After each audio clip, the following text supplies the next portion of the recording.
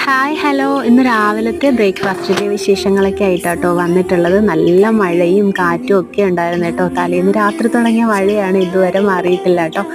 അപ്പോൾ രാവിലെ കാപ്പിക്ക് എന്തുണ്ടാക്കണമെന്ന് വിചാരിച്ച് ഇങ്ങനെ നിൽക്കായിരുന്നു കേട്ടോ. കാരണം നമ്മൾ തലേന്ന് മാവൊന്നും അരച്ച് വെച്ചിട്ടില്ലായിരുന്നു. അതുകൊണ്ട് പെട്ടെന്ന് തന്നെ ഉമ്മച്ചി പറഞ്ഞു ഗോതമ്പിൻ്റെ അട അങ്ങോട്ട് ഉണ്ടാക്കിയാൽ എന്താന്ന്. പണ്ട് ഉമ്മച്ചി മഴക്കാലമൊക്കെ ആകുമ്പോഴത്തേക്കും വൈകുന്നേര സമയങ്ങളിൽ ഉണ്ടാക്കി തരുന്ന ഒരു അടയാട്ടോ ഇത്. വളരെ ഈസിയും നല്ല ടേസ്റ്റി ആയിട്ട് കഴിക്കാൻ പറ്റുന്ന നല്ല അടിപൊളി ഒരു റെസിപ്പിയാണ്.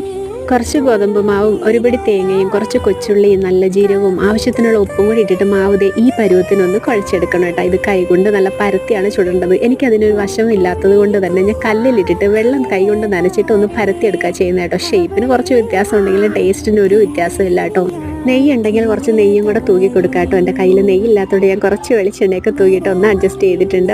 ഇത് ചൂടോടുകൂടി കഴിക്കാൻ കറിയുടെ ഒരു ആവശ്യമില്ല കേട്ടോ. പിന്നെ ഇതും കുറച്ച് സാമ്പാറും കട്ടൻ ചായ ഇട്ടിട്ട് കഴിച്ചിട്ടുണ്ടായിരുന്നു. ഇഷ്ടപ്പെട്ടാൽ സബ്സ്ക്രൈബ് ചെയ്യണേ.